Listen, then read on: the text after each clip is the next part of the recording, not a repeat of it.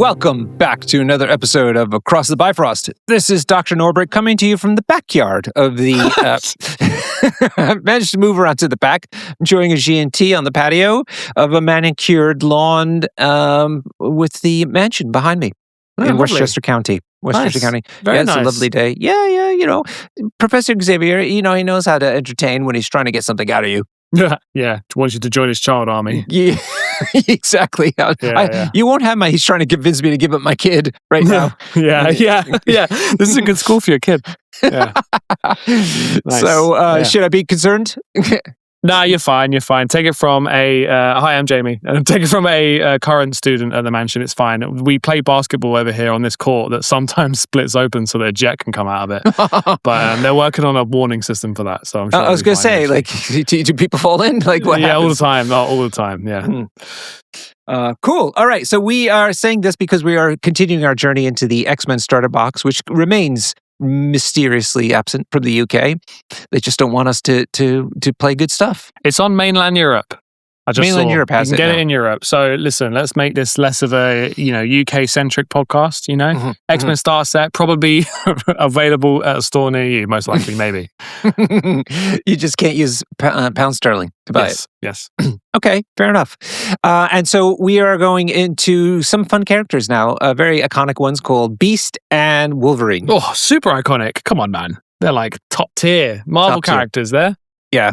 Wolverine in particular, golly. I mean, what I'm saying is Beast always seems to be part of the X-Men, whereas Wolverine goes on these escapades. He has his own comic book. He's in other teams. He's not a good person. He's sometimes captured, being tortured by people training him. It's all kinds of versions of him. But Beast, he's an intelligent guy who also could be animalistic.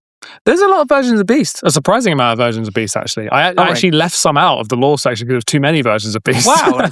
Well, that's a piece of lore as itself. All right, Lore Master Jay, you've already kind of settled us in. There's more to Beast than just Beast. Oh, yeah. Hank McCoy, let me tell you, he was a founding member of the X-Men, so he was in the original First Class.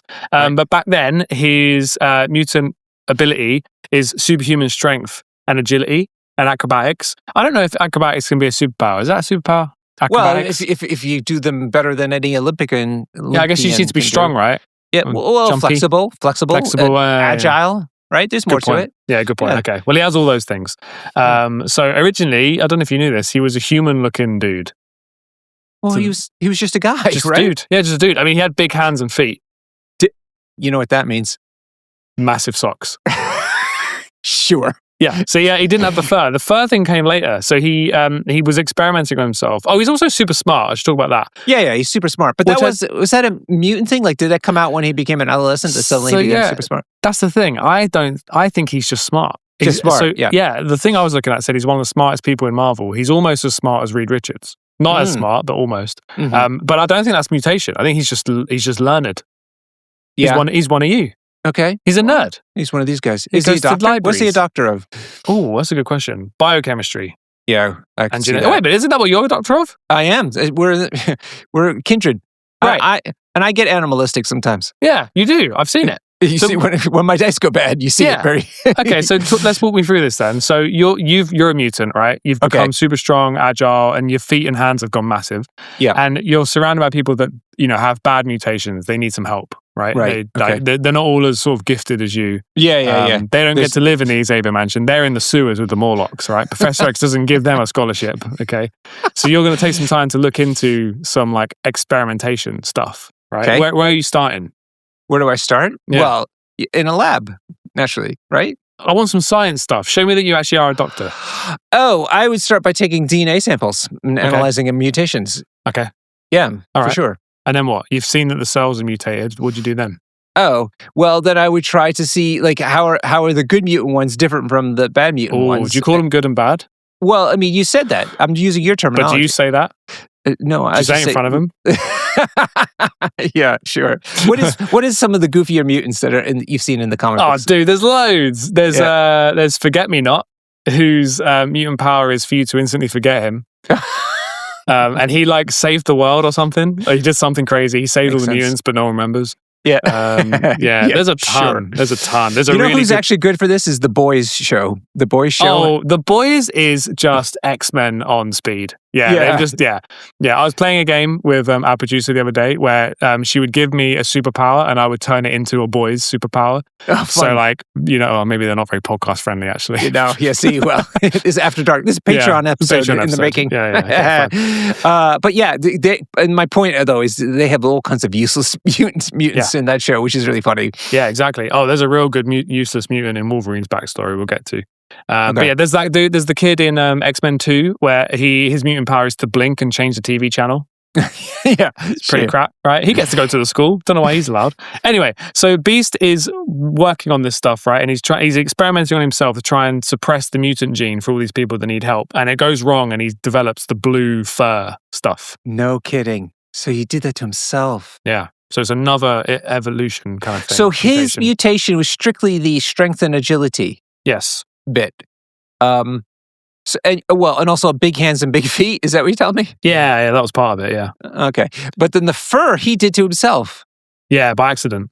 Oh wow! Was he upset about it? Like, is this something that really gets him down? Yeah, I think it's a bit of. I think later on he loves it, but I think at first it was a bit of a like Jekyll Hyde moment, you know, where he's like, "I've created a monster" kind of thing. But later on he learns to like it. Yeah. Mm. But yeah, he's because he tries not to, like, in the films anyway, he tries not to lean into the animalistic side of him. He's not like apex predator. Well, he's astute. He's learned, like you. You try and suppress your animalistic, beat downs during your games. I do. It's true, and it's a struggle. And sometimes it works. Yeah, sometimes. Sometimes it works all the time. Yeah. There you go. But who is smartest? Reed Richards, Bruce Banner, or Hank McCoy? Oh, easily Reed. Reed is like God level smart. Okay. Yeah, he's kind of Where's boring Bruce smart. Banner compared to Hank then? That's a good point. I think Hank is smarter. It's funny. They used to have comic books in the old days when I watched it. They'd have a couple panels to fill, like 2 pages to fill. And so they would do these things where they would show people who's stronger in the Marvel Universe. And so they'd show a lineup of them and they each be holding like successively stronger things. Why didn't they do that for brain power? Where's the brain power panel? Yeah, that would have appeased the nerds, wouldn't it? Yeah. I mean, who's written these books anyway? Come on. Not lifters. No. So if you're listening to this and on our Discord, this is a chance for you to show us up, as usual, in the best way possible, for a panel of intelligence comparisons. Please. We want to see that. Yeah. Cool. So Google AI, if that's to be trusted, says that Bruce Banner is considered smarter than Hank McCoy because of his unrivaled expertise in nuclear physics and radiation. I had a feeling that'd be the case. How do you feel about that? I feel like that's just said that being a doctor of nuclear physics is more impressive than a doctor of biology. Yeah, I feel like that's whoever trained this AI was biased, is what that is. Do you have like you're a doctor of biochemistry, right? Yes. Do you have like another kind of school of science that you look down on? I can't say that on air. That's a Patreon episode for sure.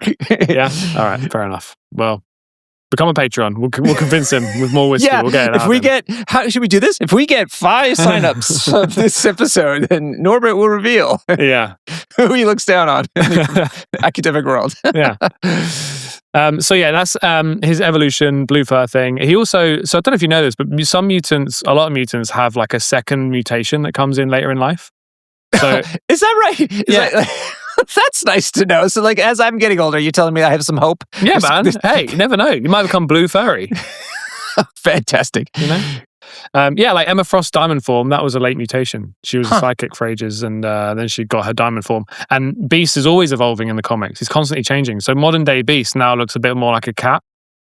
Oh, really? He has like a cat face. Yeah. It's kind of weird. But yeah, he's always changing. And he's sort of getting the stuff I left out of the lore is he's gotten very morally grey recently. And there's this whole dark beast thing. He starts to do stuff with Apocalypse. He's become like a bit of a, what's the word? Eugenicist? Oh, yeah. Wow. Yeah, what's triggered him, though? What's finally broke him over the edge? Several comic books that people don't like, so I'm not going to get into it. But yeah, he's gone a bit dark recently. So yeah, we're going to focus on the fun-loving, nice beast. Yeah. He also has a long... actually, speaking of morally grey things, he did... I thought you were going down a path that would have to be cut there, and then you cleverly veered. He's got a long... No. There was one morally grey thing I did leave in, which was he once kidnapped the young X-Men through time. So the X-Men had lost their way, and he went back in time and kidnapped the young X-Men when they were full of hope and cheer, and he brought them to the present day and made them hang out with each other. Yeah. So morally great. Considering how much he's seen Xavier do that in mind wipe form, 100%. I honestly not surprised. He has a bad influence, man. You don't want to be associated with Xavier and his weird school. Yeah. He also has a long history with the Avengers as well as the X-Men. So who's his love interest? Love interest? Oh, I feel like I know this. Abigail Brand, the director of Sword. I knew that. Really? Yeah. That's so random. I mean, it's just how do they even meet? They're in different organizations. Each other, probably, right? Yeah. Always she's just a human that's kind of leading, like what's his name? Who's Nick Fury? She's half an alien. Never easy in Marvel. She was born on Axis. No, this is going to be a serious Discord explosion when this episode drops.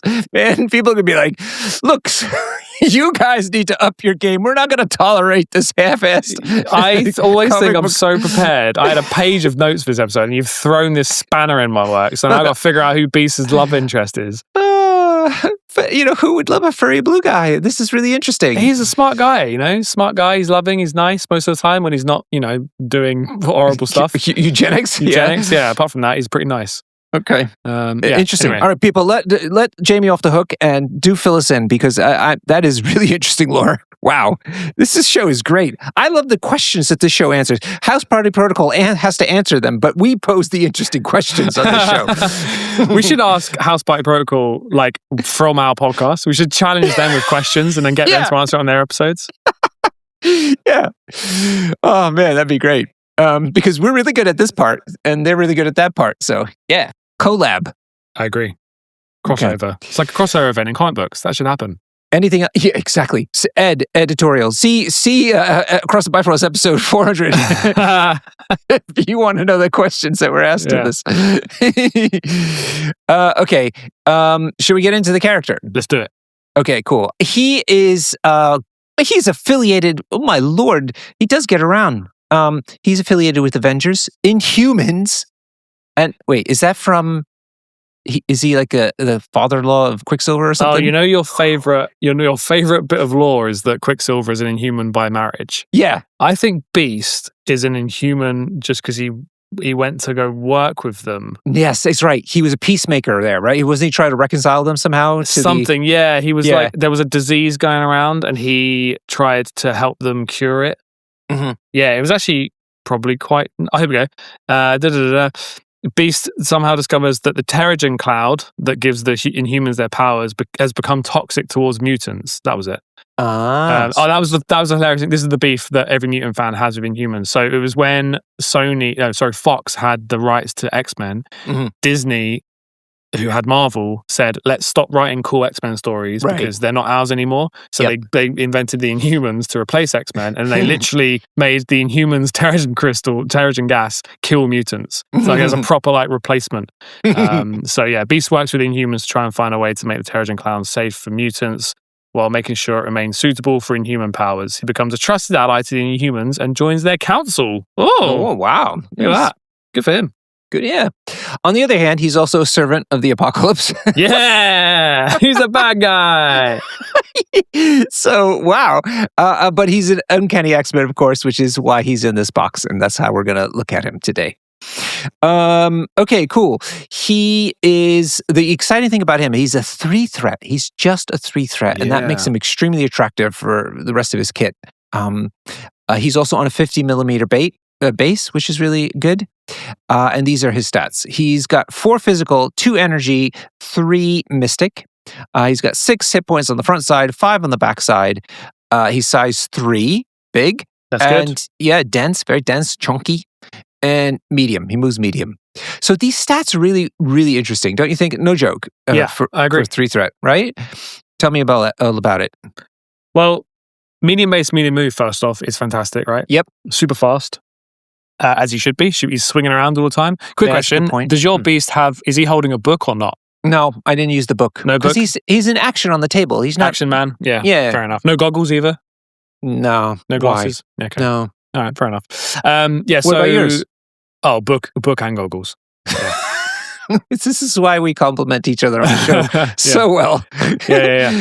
And then 4 physical defense is amazing. I call this guy, completely unironically, he is the king of mutant madmen. The secure mutant madman is a pay to flip that you need your physical defense, and there's something later that means he generates power on that secure.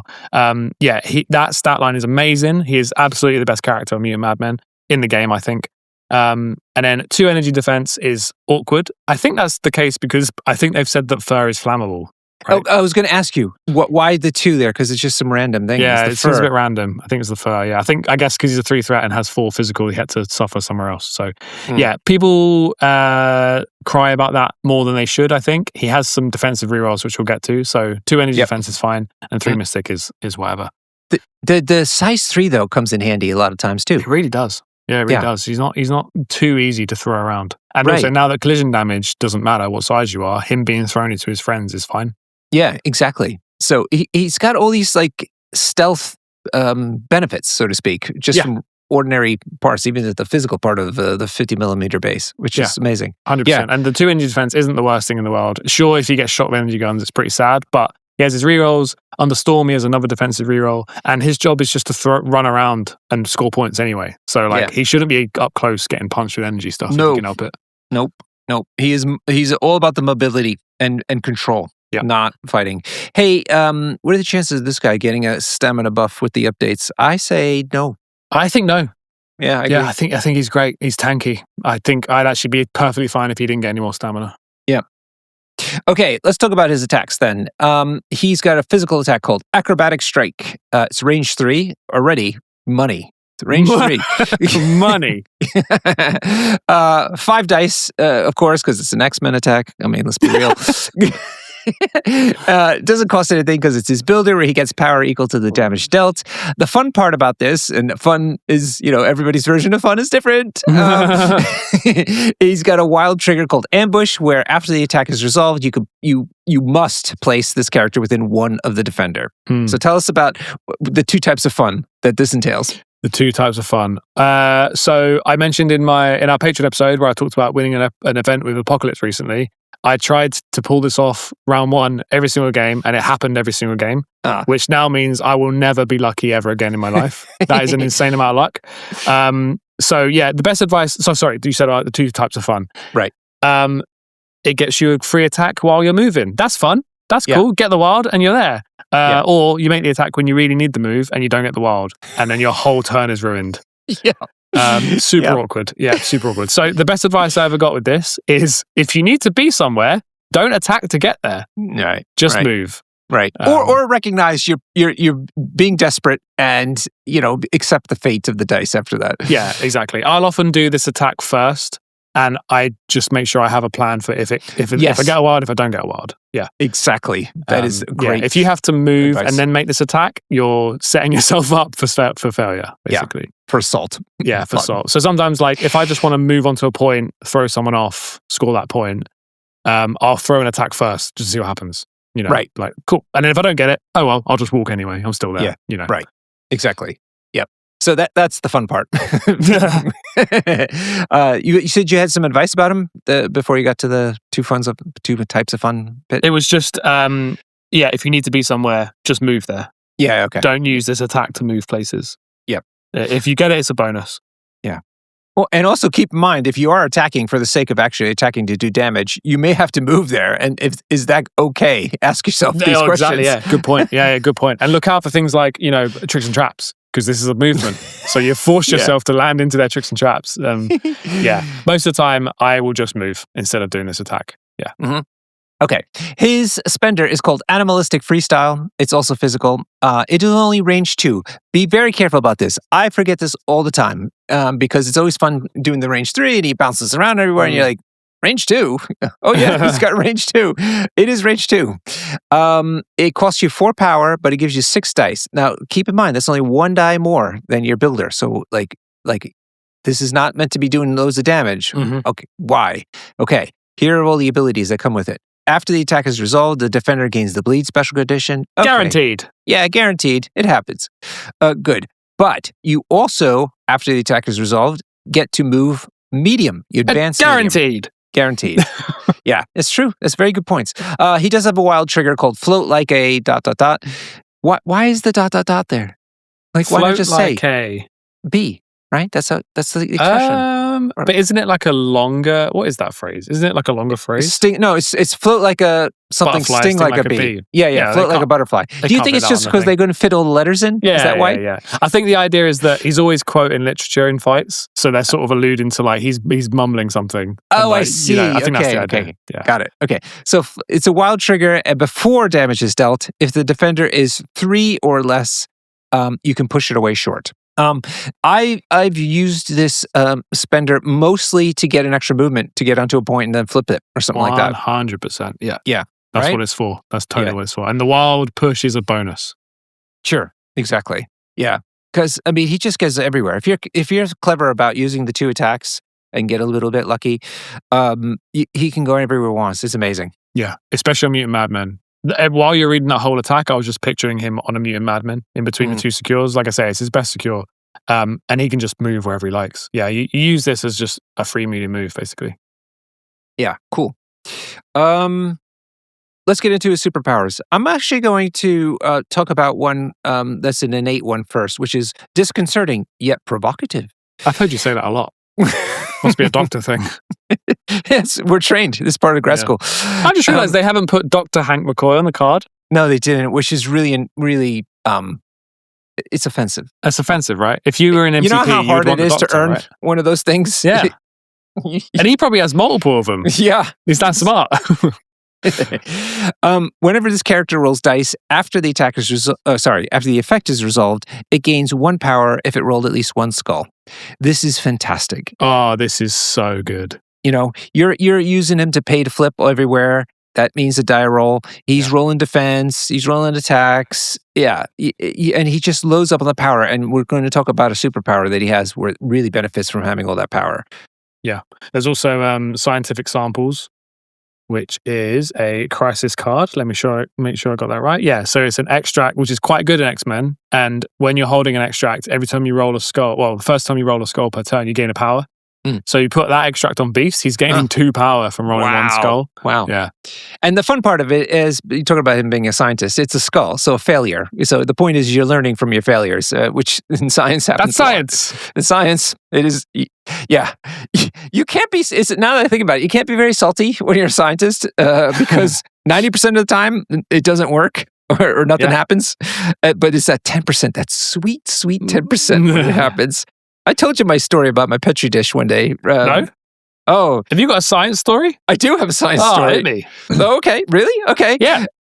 So I'm in graduate school and I'm trying to clone this gene. So I'm trying to put a gene that I'm interested in into a bacteria so that I can grow the bacteria a lot and make a lot of the gene. Okay. First off, didn't know that was possible. That sounds really cool. Yeah. Didn't know you could do that. So it's supposed to be fairly routine, still kind of tricky, but so I was doing it and it was not happening. And so how it works, Jamie, is that if the gene gets successfully placed into the bacterium, it also turns on an antibiotic resistance. Okay. Right, yeah. So what you do is you do the procedure in a test tube, and then you plate the bacteria onto a Petri dish that has antibiotic in it. Okay. So if the gene hasn't successfully inserted into the bacterium, it's not immune. It can't stop that antibiotic, so it dies. Right. Okay. So the only little dots that you see growing on the Petri dish are ones that successfully have your gene because now they're expressing the antibiotic. You with me? I'm barely with you. Okay. The point is if you see some dots, and usually there's lots of them because it works really easily, there'll be dots all over it. All those dots, any one of those bacteria is a colony that you could pick up and then start growing a lot of, and you get your gene. Huh. I was doing this over and over again for weeks, and it was just not happening. It was always blank every day, blank, blank, blank. No dots, nothing. And I go to my thesis committee. And I'm like, this is what I've done. I've done these different techniques. I've tried to tweak it this way, I did it this way, and nothing's working. I don't think this is possible. There's something wrong with this gene that I'm trying to work with. And they're like, no, you're close. You're close. It was just like in the movies. You're close. because they saw all the techniques and all the things I tried and all, the tweaks and the unusual techniques that I use that you don't normally have to use to get it to work. And they're like, "You're close." And so they knew it could work. Well, no, I mean, they knew I was having trouble, and this is, can happen, but I was like at the end. I was at the end. Sure. And they're like, so I come out of that meeting. I'm like, fine. I'll do it one more time. I'll try maybe another couple tweaks. I'll do it one more time. But this is stupid. I put them in the incubator to grow, and I go home. I probably had some beers, no doubt. I come in the next morning, and I have 10 plates that I plated like that. All of them are blank. The last one has literally one dot on it. Oh. One. And usually they'll be coded, like hundreds of the dots. Right. And I can't tell you how many places before this. So I very carefully pick up a toothpick, a sterilized toothpick, and take some of that colony up, and I start to incubate it and grow up tons of it. And I do the test to check if the gene is there, and sure enough, it's in the bacterium. Nice. I managed to happen one time, one miracle time. I managed to make it happen, and then I sequenced the gene, and it turned out it had a very high. This is technical CG content, so it had a lot of bases in it but very high concentration of it, which are notoriously for not being easy to clone. The bacteria don't like that high percentage of CG for some reason. So it made sense about why it was so traumatic. But even still, to have literally one dot, and I saved that plate until I did it a few times to make sure that I could have a successful set of colonies going forward. I saved that original plate to make sure that it wouldn't go away until I was sure. Nice. So what superpower did you get from that? Well, I lost my hair. Isn't that great? Is that the story? Yes. Oh, now I know. We need to do an episode of Dr. Norbert Law, and we can go over that. Oh, wow. That's cool. So, yeah, that was one of my fun stories from. And that was, what was that your thesis for, like, the end of your PhD? It was that gene that I was studying. I was studying it in different ways, but this was a way to study it differently and also to make some of my other research go faster. So it was part of the overall thesis that I submitted ultimately. Yeah. Nice. That's really interesting. Thank you. That's very nice of you. Then there's the time that I set myself on fire at the lab, but that'll be for another episode. That's your blue fur moment. Yeah. That was great. But we'll save that for another episode. Maybe when we do Phoenix again. So while you were telling that story, I've just realized something. Maybe you can answer this. Scientific hubris on Vulture, he gets a power for a crit. Scientific hubris on Doc Ock has a power for a crit. Why is Beast getting them on skulls? Is that a biochemist thing? You know what? It's hubris. So maybe they think the successes are, getting them somewhere, but they're not. They're realizing that they don't realize that it's actually sending them down a dark path that's not good for them. That's really good. I like that. But Beast is humble. He's humble, and he takes the loss. Well, it makes sense because he's just given himself blue fur for life. Yeah, and he's like, that's interesting. I should keep doing science. It's disconcerting, but provocative. Yeah, provocative. It makes complete sense. Nice. Okay, so that was the innate superpower. He also has another one called Wall Crawler, which is actually part of the whole kit, we should have said. With all the movement that he's got, no terrain doesn't stand in his way. Yeah, he's getting anywhere he wants. Yeah, he's great. Yeah, it's fantastic. Okay, he's got he's got one active superpower called Baser Instincts, which also contribute to his controlling ability. It costs 2 power. And it's where you could choose an interactive terrain feature or an enemy character, both of size 2 or less, and within 2, and then you could throw it short. It could only be used once per turn. Yeah. I mean, this is his thing. He bounces around, he gets where he's going, throws somebody off the point, and either then he sits on the point to get that point, or he can flip it easier than if that person was on it. Yeah, exactly. I do make sure that I deploy him opposite size 2 characters.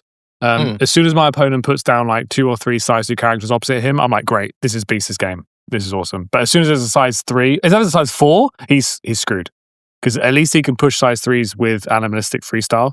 So yeah, you got to be careful with that. But if he's going against size 2 characters, he's going to have this power every turn because of the skulls that he's rolling. Yep. Yeah, and super handy. In fact, that's what he's all about. Like, you could literally just double move him and throw something. And he's done a lot of work. Yeah, exactly. And it also translates well into the new world of collision damage because you can now pay 2 power to throw a size 1 and deal 3 damage, which is good. In fact, I won a game at Adepticon because of him. Yeah? Yeah. He was on a Mutant Madman or some square kind of a scenario, and I parked him. He was damaged. He was on his injured side. He had literally 1 hit point left. I parked him on the far side of the square where nobody else was doing stuff, and basically forgot he was not part of the situation. It was the last round of the last game, and I was 1 point down, and he literally just double moved to the point towards me on the square, tossed somebody off and got it and got me an extra point. The guy was like, oh no. Yeah. I was like, yeah. I saw Beast, it, man. He's good. Saw the win. Yeah, he's so good. I mean, we talked about, listen to our Lizard episode, right? Where we glazed Lizard for like half an hour. One of the best 3 threats in the game. Yep. Beast is up there, right? I think Lizard has damage reduction and healing factor, so he sticks around for longer. But Beast has all this mobility and power generation, and yeah, he's up there with Lizard. Maybe not quite as good, but totally up there. And like I say, on Mutant Madmen, I play him every game, no matter what. I don't care how much energy guns you got, I'm playing Beast because he's king of Mutant Madmen. The last thing he's got, which is also super good, which is called a reactive power superpower called Stars and Garters. Which I think is an expression that he shouts out a lot, right? Oh, my stars and garters. Yeah. It means, oh, my days in American. That's right. Yeah. Good point. It's an X cost. X cost. What does that mean? Well, while this character is defending or dodging during the modified dice step, you can spend up to 3 power to use a superpower. For each power spent, you can re-roll 1 defense die or dodge dice. This is fantastic. Oh, so good. It's so good. People hate this so much, especially in APOC, when you get this, and then you can also use the evolution tokens to reroll stuff. Yeah. This is why I don't care about the 2 energy defense. Right. Because actually it's more like 3 or 4 with this reroll. Mm-hmm. And then half the time you roll and you get a skull and you get a power refunded anyway. Yeah. So, he is deceptively tanky because of this ability. Yep. So, use it liberally because he'll usually get a lot of power. Because remember, every time you roll defense dice, if you roll skull, there's another power. Yeah, Plus, he gets a couple of damage points on him, then more power from that. So I use this liberally, the modified dice. And his spender is just like a nice to have, so he doesn't even need to spend that much power. He can save all that power just for rerolls. Yep. And then on the Storm, he's getting another reroll from the leadership. And Cyclops could be giving him 1 leadership. Cyclops is also in this game, yeah. That is real reality. Yeah.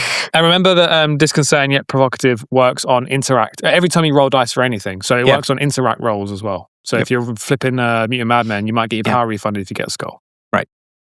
Okay. Cool. Shall we move on? Yeah. All right. Here we are into a beloved, but he's an awkward character in many ways. Yeah. And we're talking, of course, about Wolverine, James Logan Howlett. Let me tell you the one thing I know about Wolverine. And when I was reading comic books back in the day, the 90s, he was going through his Japanese phase. Yes. Yeah. He was a samurai for a bit. Yeah. There's just a nod to our Patreons. Thank you so much, Patreons.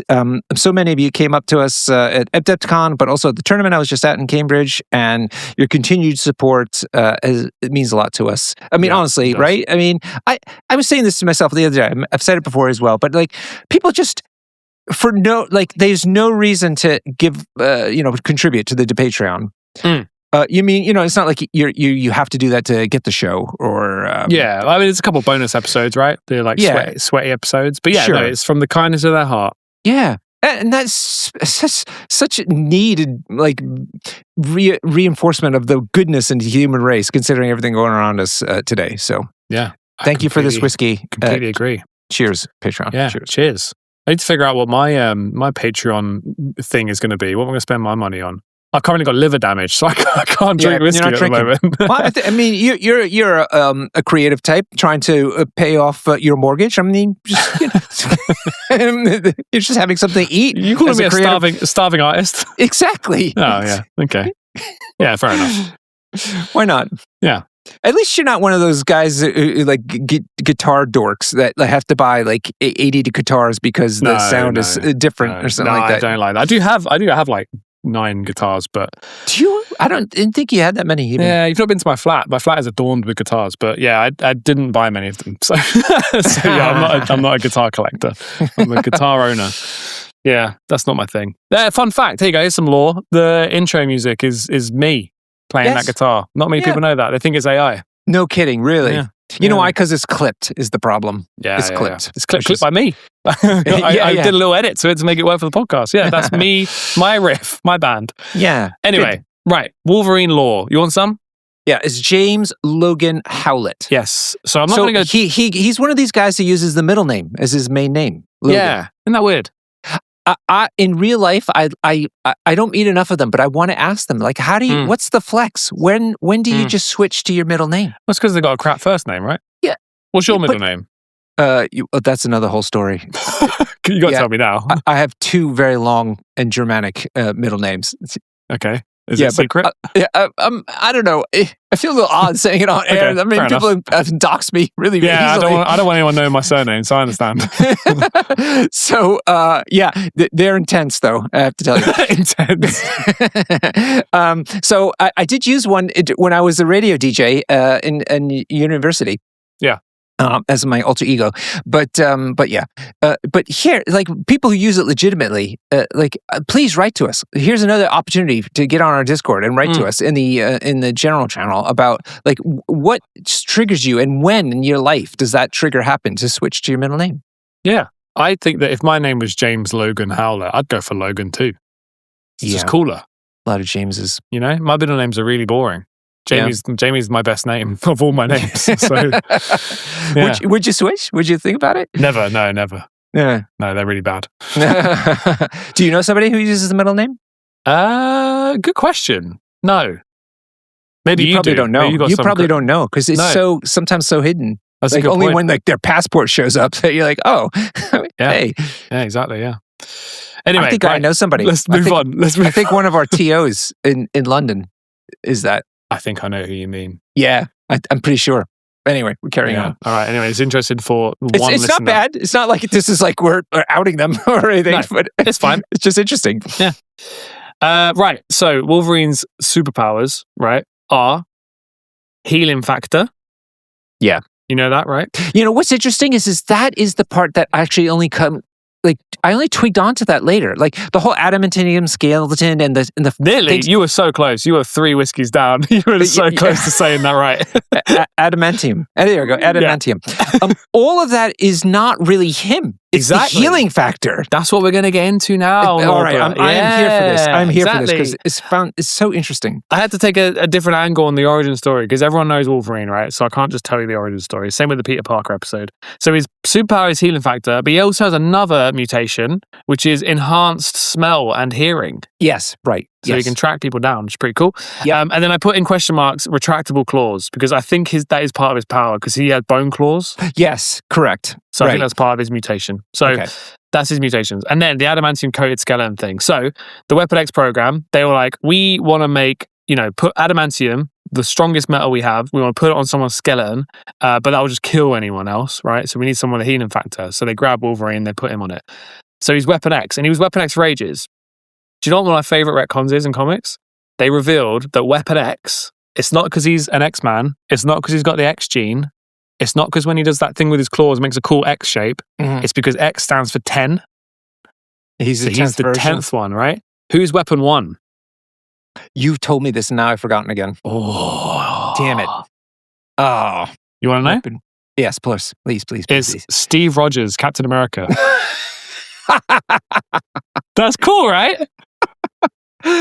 So, is it? I thought he was Super Soldier Program. Yeah. Well, they did a comic books on it. So the Super Soldier Program was like early. It's like in World War II, right? Right. And the idea is that became the Weapon X program, because they were like, "Oh, we experimented on this guy. That was really successful. Let's go make more of those." Man, what about the bad guy, Apex Predator? What's his name? Sabretooth. Yeah. What number is him? Oh, good question. He's not on my list. Because they have this big rivalry, so it feels like they're like close to each other. Should be. Did he go? He did go through the Weapon X program, didn't he? I I don't know. I've got a big long list of interesting people on this list, but he's not on it. So I'm not sure. Someone tell us. What number was he? Maybe he was Weapon X as well. I don't know, whatever. But you also have to explain to me, though, the weirdness about him being in like feudal Japan. Like, and he's supposed to be 400 years old. Like, so he ages slowly because of his healing factor.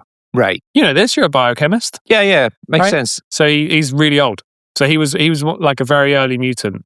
And then, he's gone through all different kinds of wars. He was a samurai, he was an assassin, he's been an Avenger. There's a comic book where him and the Howling Commandos are the group of people that liberate the concentration camp that Magneto is in as a kid. Wow. That's pretty cool, right? Wow, yeah. And people say that's the whole reason. You know the whole thing of like, whoa, if Magneto can control metal, why didn't he just kill Wolverine? Or they say that's the reason. He's got a mental block because he saved him. Well, he doesn't want to. Yeah, he's like, this is the guy that liberated me from that camp. So he's like, I'll just torture him instead by ripping out all of his skeleton, but I won't kill him. So he's a man of morals. Weapon 2 on this program is Wolverine, which is a genetically altered squirrel. I would have said that was a cocktail. The Wolverine? Yeah. Yeah, East London cocktail. It sounds like one of those people in the like Spider-Ham comics that we looked into. But yeah, anyway, there's a bunch of others. We got a compliment on that episode. People were digging all the fun little wacky names you cut up. Yeah. Let's add some more. I can't wait till we do I nearly swore, the Orb and Jack-o'-lantern. I bet they've got stupid stories that we can look into. No. Intriguing but provocative. Oh, provocative stories, yeah. Yes. Right. So that Weapon 1 is in World War II, right? So now we're going forward in the decades, all these other things happen. Weapon 6 is in MCP. Who do you think it is? No clue. Luke Cage. Huh. Project Power. Power Man Punch. Power Man. There you go. Cool. And then Weapon X is Wolverine. And then there's a bunch of others. Blah, blah, blah, blah, blah. Weapon 14. One of my favorite characters, the Stepford Cuckoos, who are triplets that were clones of Emma Frost. They're really cool. I hope they come to the game one day. And then forward, blah, blah, blah, blah, blah. Weapon 23. Who's that? Come on, man. I should know this. Oh, X-23. Yeah. There you go. Well done. Yeah. Weapon 31 is Gwenpool. Oh. They did a Gwenpool Wolverine. That's what happened to her? Oh, the poor thing. Yeah. Oh, God. And then last one. These people need to be stopped. This is horrible. Yeah, they do. Yeah, man. Last one, because I know you love guessing games. Weapon H. Who do you think that is? H? Yeah. Very classic Marvel character, Weapon H. Well, what happened with the numbers? Well, it's a special one. Havoc. Oh, no. More popular. Heathen. Hulk. No. There's a Wolverine Hulk hybrid, and it was Weapon H. See, now this is where I don't like this stuff. No. Sorry. Hey, we're supposed to pretend we like comic books. Yeah. That kind of stuff is just trying to take two IPs and cashing in on them. Smash no way. Them together. Sorry. No. Yeah. Well, everyone clip this when in 4 years' time we're reviewing the new box set, Batman and Superman in MCP. Oh, dear. Yeah. Oh, this will go really well with the Teenage Mutant Ninja Turtles Crisis Pack. That's what this game's going to end up being. It's going to be like Fortnite. Anyway, right. So yeah, Wolverine is over 100. Wow. You slam Gen Z really hard. Windmill slam them. So yeah, Wolverine is over 100 years old. He's nearly impossible to kill. We all know this already. He has a strong personal code. So because he's seen so much death and destruction and violence and stuff, he's really, in the X-Men comics in particular, he's really clear on like when to be violent and when to not be violent. Yeah. The kind of dangerous thing about him is not because he's a monster. It's because he knows exactly when to like be a monster. Like in the but right he's scenario. Also a stubborn bastard. Oh yeah. Yeah, he's an old man. It's true. He's an old man who didn't he's constantly walking away from stuff, and he's people cajoling him to get back into the thing. And and he's got that card, right? Logan, got to get some air, which is all about. I'm just leaving you guys. See you later. Yeah. So yeah, that's the whole thing. I have a really fun. Well, it's not fun at all. Actually, it's really dark, but I like that story. So at the start of some comic, you see this kid wake up right in his bed, and it's a really beautiful summer's day, and he walks downstairs, and he's like, "Mom, I've woken up late, or where's my homework, whatever," and he can't find his mum, and he's like, "Oh, weird, there's no note or anything, that's weird." Anyway, he eats his breakfast, and then he walks outside, and he's like, "Oh, where is everyone? There's no one around." And he keeps walking to school, and he's like in the traffic, like, and there's like all these cars are like parked in the street, weird. He's like, "Oh, what's going on?" Gets to school, and as he gets to school, he just sees loads of dead bodies just lying out in front of the schoolyard. And it turns out his X gene is activated in his sleep, and his power is to just disintegrate everyone within 400 meters of him. Yeah. Pretty gross. Man. So why are you telling me this happy story? Well, it is. I didn't say I was happy. I never said I was happy. So cut to like a few weeks later, and Wolverine is walking into a cave. There's like this cave, like on a coastline kind of thing. Mm-hmm. And he walks in, and there's a voice in there saying, "You don't come in here. Like you shouldn't come in here. You shouldn't be here." And he walks in. He's like, "Yeah, I know, kid." And he kind of sits down. He has like he has a 4-pack of beers, and he hands the kid a beer. And the kid's like, I'm like 14, right? And he's like, "Yeah, don't worry, drink it." gives him a beer, and then he basically slowly explains that like Professor X sent him, and the kid's a mutant, and the kid's like, "Oh, am I going to be an X-Man then?" And Wolverine's like, "No, not everyone's that lucky." And then Wolverine kills the kid. Professor X just sent him. It's got to be done, right? There's dangerous mutants out there. The kid can't control his power. Yeah. But Wolverine could take it. So this is more evidence about Xavier's situation, man. Yeah. It is actually. We keep making jokes, but it actually makes him much more interesting of a character. 100%. The complexity of it, 100%. And it means that when Cyclops like replaces Xavier, the vibe changes, and he's like trying to make up for it and stuff. It's really cool. It's really interesting. Yeah. What's also interesting though is this idea of not controllable powers.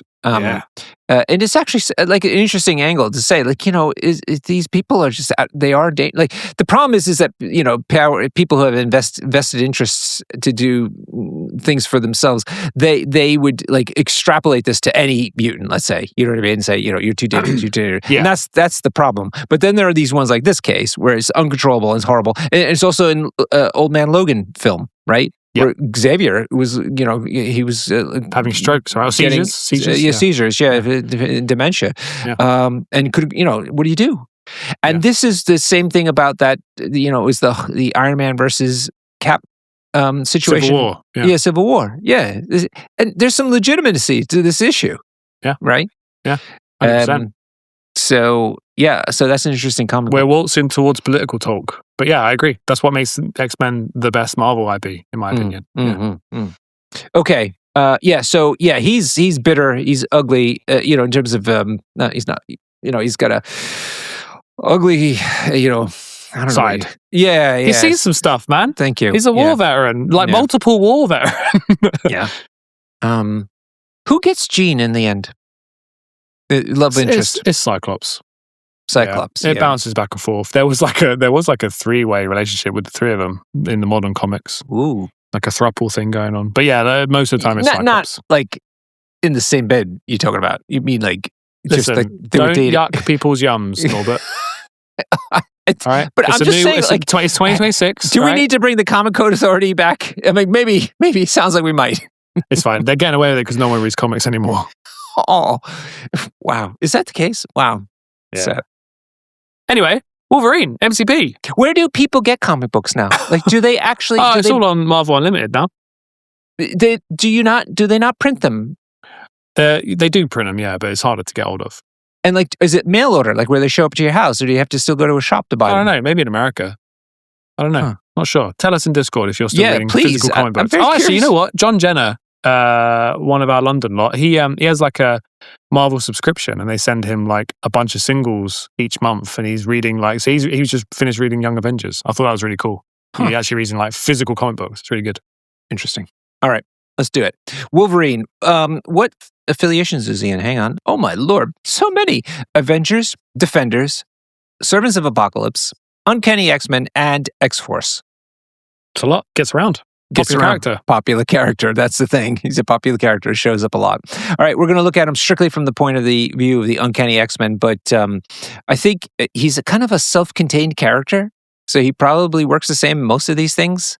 Yeah, you're right. He's not really he's a puncher. He's a chargy puncher guy. Yeah. So if you need that, he's your man. Yeah.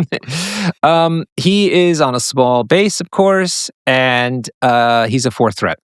His stats are 4 physical, 3 energy, 2 mystic. 2 mystic.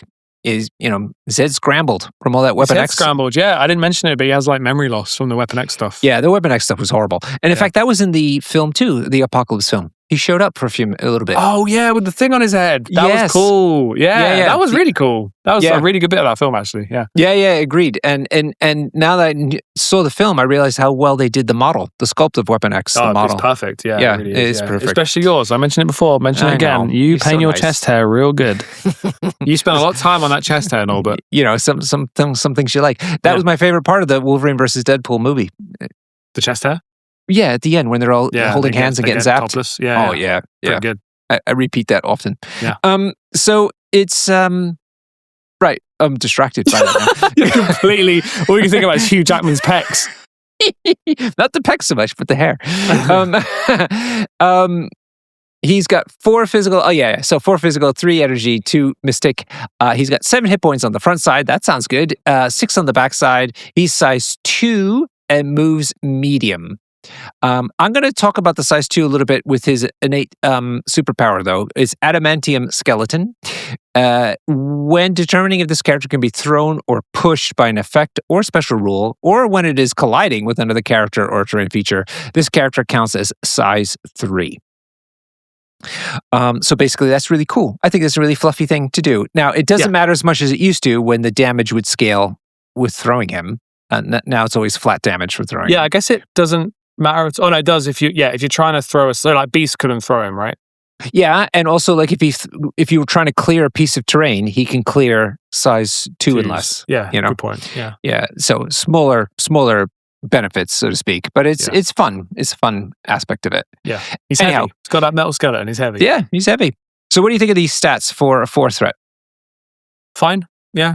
I accept low defense when it's got a thematic reason. So 2 mystic is fine by me. I think it might have been a bit fairer to make him 4/4/2, but fine stuff. That's true. I don't think energy. He regenerates just as well against energy type of stuff as physical stuff, right? Yeah, I agree. I could see this being 4/4/2 thematically. Sure. Yeah, and I think this just is a really cool design space for the game. I love Carnage, who's 5/1/1, right, and Mysterio is 1/1/5. I'm okay with them leaning into that. But yeah, Wolverine should probably have 4 energy defense. But whatever, it's fine. He has 7 health on his healthy side. That's a good chunk. Really fun. Okay. For now, who knows what's going to change? Yes, that's true, actually. I'm going to go into his other innate superpower. Well, one thing is he's immune to stun, which is always really handy. But that is really handy. Yeah, I mean, because the whole game is built on building power when you get damaged and stuff, and stun screws up that whole mechanic. Yeah. So it is a key part of the game that you're cutting out when you're stunning somebody, and here he's immune. Which also means some good on that scenario. Which is it, wedding party or Fisk? Fisk. Fair. Yeah, there's a secure that gives out stun at the moment. Yeah. But the other part of his innate superpowers are healing factor 2, which is the key part. First of all, it's thematic as heck. Wow, that's great. But yeah, he's a brawler. He gets beaten up and he can take it. Yeah, for sure. And he obviously wants to take out the person that he's fighting, because if he can have a couple of turns where he healing factors without getting hurt, he's going to be back to full health. Yes, exactly. Really so good. I find the tricky thing about healing factor in general, not just with Wolverine though, is it kind of ties your hands a bit about when you want to activate him. Because ideally you want to activate him after other people around him have gone and beaten him up a bit. You know what I mean? But of course the clever people will not let that happen. But that's the tricky part about it. Don't you think? Yeah, that's fair. Yeah, I mean, I guess you don't he's got 7 health, right? You don't need to play around healing factor. He's got the most healing factor for the most amount of health in the game. So I think just treat it as a bonus. But yeah, I can see what you mean. If you've got your Wolverine on 6 health, you're like, oh, I better go now because he'll heal some of that off. But that's the case with any character that's alive on 1 or 2, right? Yeah. But just something to keep in mind about how the healing factor works. Yeah, for sure. You heal at the end as well. That's it. Yeah, exactly. And also that means if you're doing people counter-striking you and stuff like that, you could get screwed as well. So be careful. Yeah. Okay, let's go into his attacks. The first one is a physical attack called Adamantium Slash. Range 2, 5 dice. Oh, are you serious? The X-Men curse continues? Maybe it's just the gene. The X-Men gene means... The X gene. You can only throw 5 dice. Yeah. Yeah, he's got an extremely long lifespan, but only 5 dice. Only 5 dice. It doesn't cost anything because it's his builder where he gets power equal to the damage dealt. He got 2 wild triggers though. That's fun. Wild trigger of bleed after attack is resolved, the defender gets a bleed. Also wild pierce. So you change one of the defender's successes into a blank. Which makes this better than your average 5 dice, right? Yeah, absolutely. That's great. Also makes him better in Steve 3 leadership. Oh, look at that. Steve 3 leadership. Which he's an Avenger. So actually it's not even such a meme in this case. Yeah, he's an Avenger. Yeah, because you pay 1 to get the pierce, and then that lets you deal an extra damage, so you're getting your power back. Yeah. 2. You're getting 2 power because you pierced. So yeah, it's really good under Steve. Yeah. Not so great under X-Men. I mean, it's like nothing. It's great to have, but it's not like any synergies are there. Yeah. What do I want to say? Oh, be careful about martial artists, because if you change an effect to a blank, the martial artist counts blanks as successes, so it doesn't. Pierce is kind of inactivated, basically. Pierce basically doesn't work on martial artists, yeah. Yeah. So be careful, because that is a real nuisance about it. So choose your targets wisely. His second attack is a suspender called Berserker Barrage. It's range 3 this time. It costs 3 power, but you're throwing 7 dice. Before damage is dealt, you get to place this character within 1, which is cool because he's like charging in, basically, as he's doing his attack. Pounced. Yeah, if you look at any comic book panel of Wolverine, he's constantly off the ground. Yes. Jumping at people, claws first. Yeah, which is really cool. Why the Wolverine versus Deadpool film was so good, because they finally actually portrayed that sort of thing in that fight. He actually fights like Wolverine. Yeah, it's great. Exactly. And Deadpool tells you, in fact, in the film. He goes, hey, everybody, unbuckle your pants, you nerds. You're getting what you wanted for the last 10 years. Exactly. It's so good. I love that film so much. But there's also, in addition to being placed within one of the defender, after the attacker is resolved, if it dealt damage, and if the defender is size 3 or less, you can throw it away short, which is so good. Which means potentially an extra damage if you throw it into terrain or another person. Or more if you throw it into people, Yeah, this attack's great. It's also omnidirectional. Yeah. So you could throw this person, if there's nothing handy around, you could throw them into you, yourself, and get that extra damage off. Of course, you take 1, but... You can't throw them into yourself because you throw through yourself. Oh, you do? Yeah, you do throw it yourself. Okay. There is slightly awkward timing on this, which we've seen with Logan the Wolverine, where he has a similar effect to this, but both the timings are after the effect resolved. And that's really cool because you can throw them and then place off them in the new location. Right. Or you can place first, then throw them. And that's really cool and interesting. This one is not that because it's you place before damage, then you throw them. But that's kind of cool because if you KO them, then you're going to place off them before they disappear. So that's cool. So I mean, it costs 3 power. This spender is good. Yes, 100%. And fun and thematic. Yeah. It's so good. Yeah. Okay, and then he's got 1 active superpower, and that's it, really. It's the best at what I do, which is 2 power, very cheap. It costs an action, but this character immediately makes a move action followed by an attack action. When making this attack, each wild in the attack roll counts as 2 successes. It can only be used once per turn. So basically, it's a charge with this thing about the wilds getting 2 successes, kind of like Gambit has innately. Yeah. It's a big jackpot, machine. He's the slot machine, right? Slot machine, that's the word, yeah. Yeah. I've had games where Wolverine has won the game single-handedly because he just kept rolling wilds, And under Steve 3, even better. You do the charge, you pay a power to use leadership to get a wild.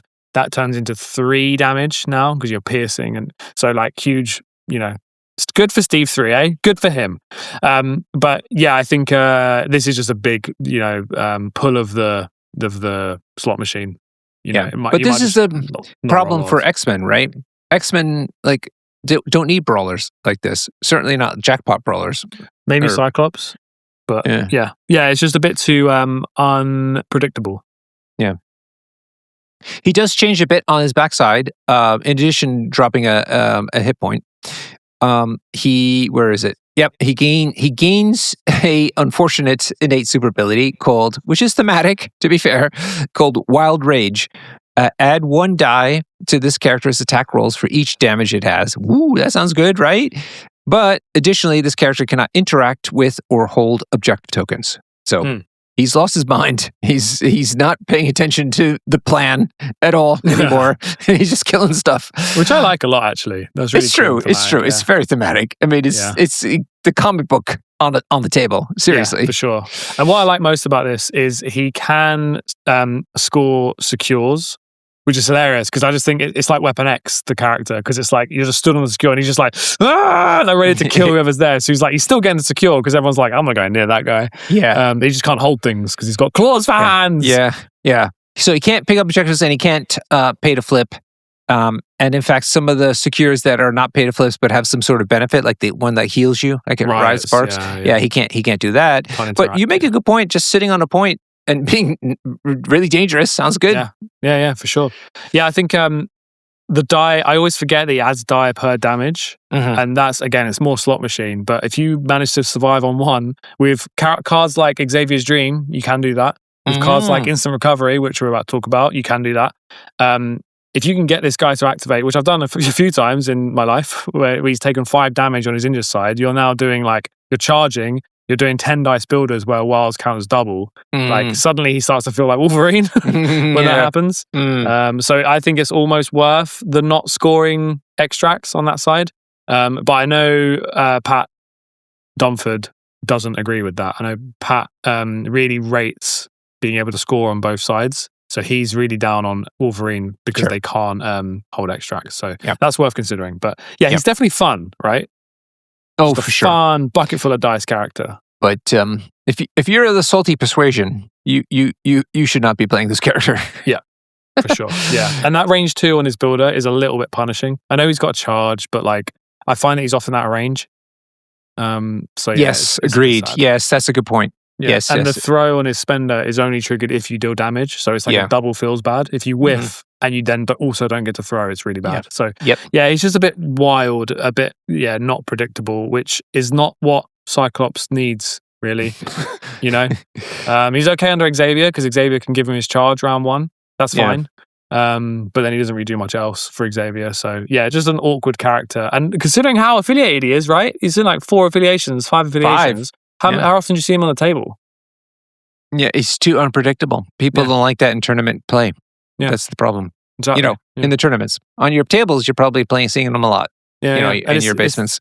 Definitely. He's one of the most popular characters. I mean, Weapon X, the character, is super unpredictable, right? He has double wild triggers, but I love it because it's he's a crazy animal. He should be completely unpredictable. That's fine. In some games I had him and he KO'd before getting a turn. And I'm fair enough. I just brought this crazed animal to the fight. Of course he just let me down. But Wolverine is, he's a trained killer. He's an assassin. It should be way better than that. So, sad. All right, we're going to talk about a card that isn't attached to him per se, but does come in the X-Men starter box and is very important for him. It's called Instant Recovery. It's an unaffiliated card. It's reactive. When an ally character with healing factor, superpower, suffers 1 or more damage from an enemy effect, after the effect is resolved, it can spend 3 power to play this card, and you can remove 2 damage from this character. It's not as good as it once was. It's still quite good. You're thinking of the other card. There was another card that is replaced that was exceptionally good, you could say. Oh, okay. Exceptional healing. So this card is always... Is that what it was called? Yeah. Okay, so this card's always been the same. It's a bit awkward, but it is okay. Now we're in a world where we could all forget that exceptional healing existed. This card starts to feel better. Sure. And the reason I wanted to bring this up with Wolverine particularly is because X-23 and Honey Badger, who are on the card art, they both have 5 health. And you need to survive to play this card, and they can just be one shot.